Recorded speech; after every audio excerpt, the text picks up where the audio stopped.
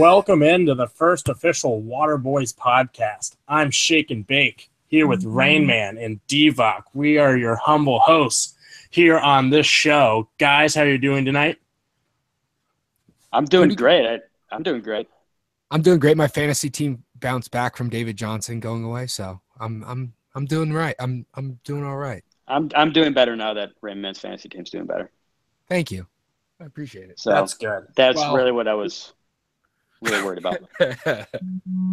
Well, that means you guys are doing better than me.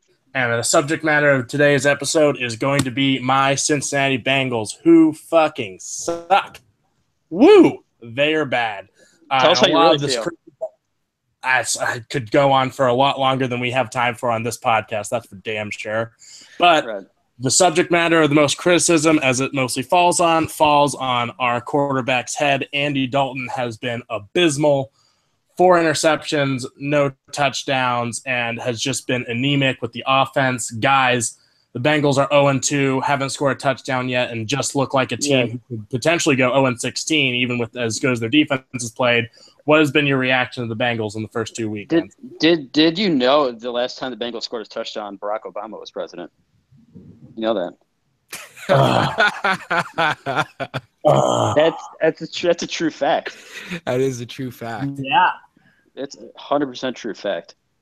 And Andy Dalton, people were talking about him as a sleeper this year, especially in like fantasy circles, and a bounce back year for Andy Dalton. He looks like complete shit, like horrible. He doesn't even know what he's doing out there.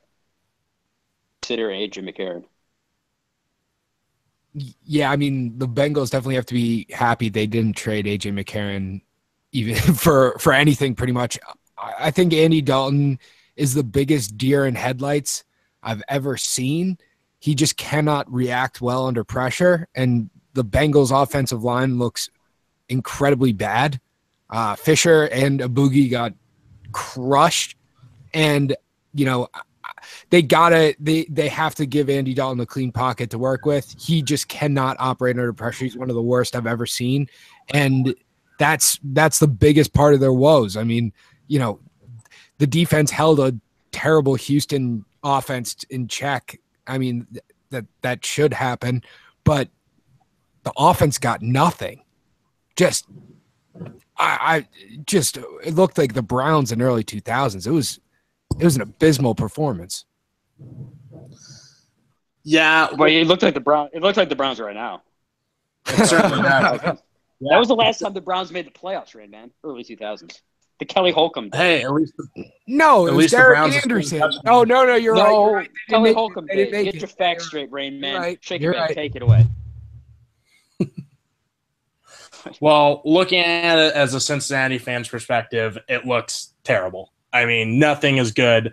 And, Andy Dalton had an MVP caliber year before getting hurt 2 seasons ago in 2015 before the collapse against the Steelers. Last year, the offensive line was horrendous, and every skill position player was hurt at one point or another in the season, some longer than others. And you kind of chalked it up as, it was a down year. They lost Hugh Jackson, and they'll figure it out coming into this year.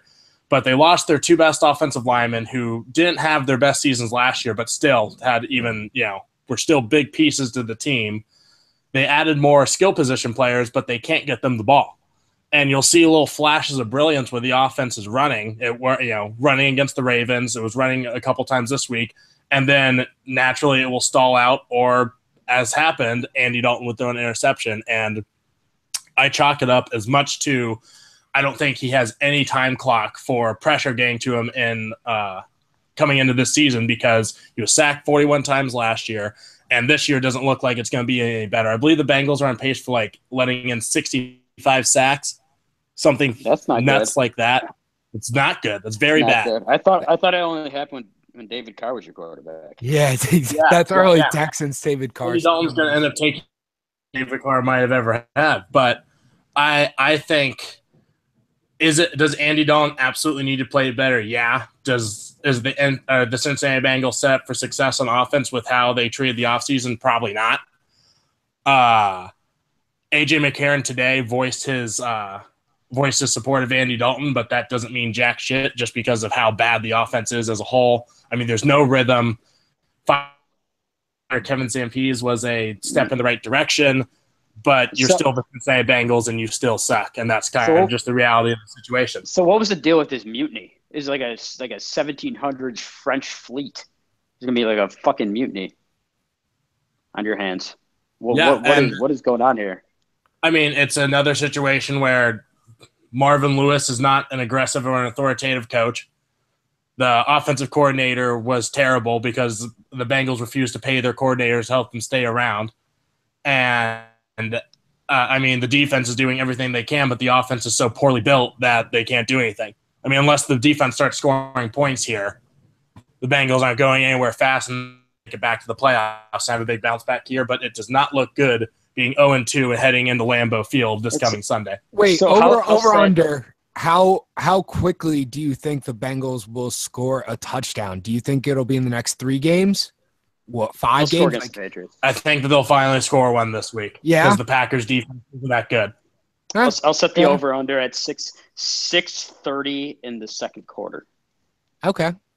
6:30 in the second quarter. I'll set the over under. How's that sound? I'm smarter than to bet on anything with the Bengals, but I'm just hoping for the under. The under. I will take the over at 5:37. Exactly on the dot. It's gonna. The first touchdown is gonna be to that OJ Zuma or the TJ Zuma. What is the name? Their backup tight end. Because he's hurt. Eifert's hurt. Who's hurt? But Tyler Kroft. Tight end? Who? Tyler Kroft was drafted the same year Uzuma was. So Tyler Kroft will be the starter. Tomb Raider? Laura Croft, Tomb Raider? Yep. I'm going with Laura Croft, Tomb Raider. Angelina Jolie is our starting tight end. He's probably better than Eifert. Eifert, that guy's never going to be healthy. Apparently not, which is a shame. When he is healthy, he still got a touchdown against the Texans, didn't you guys know? But he stepped out of bounds first because he's like a brittle bone version of Travis Kelce. #Bengals. That is the life of us poor Cincinnati fans. And you guys aren't even in the worst shape in your state. Ever. No. They might be getting there. I mean, I hate to say it, the Browns. No, there's a ton of talent on this team, and growing up as a Bengals fan, there was no one nearly as talented as AJ Green, Joe Mixon, Jeremy Hill, or Giovanni Bernard on this team. Yeah, you guys had like Carl Pickens was like your best receiver. Well, Carl Pickens had his time.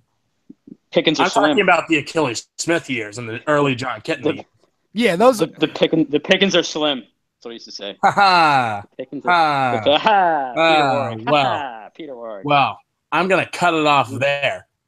Okay, perfect. No, that's all. Keep listening to us here on the WaterBoys. We'll be talking NFL, MLB, college football, college basketball, NBA, just about anything you all want to hear. Check us out on the next episode.